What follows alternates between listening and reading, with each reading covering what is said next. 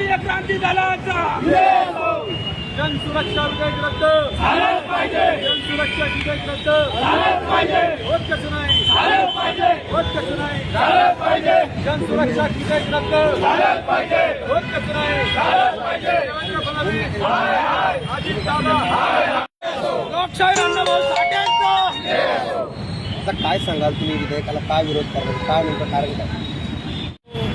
स्वतंत्र, समता, न्याय, बंधुता या मूलभूत अधिकाराचा खून करण्याचा प्रयत्न या सरकार करत आहे.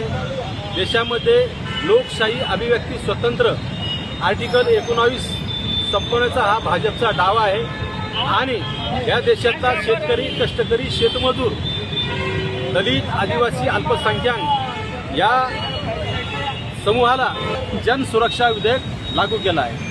मात्र महाराष्ट्र वगळता इतर राज्यांमध्ये हा जन सुरक्षा विधेयक जो आहे याचा कायदा लागू आहे, त्या ठिकाणी प्रॉब्लेम नाही, या ठिकाणी असं का? या कायद्यामुळे विरोधी पक्षाची दुश्मनी काढू पाहत आहे.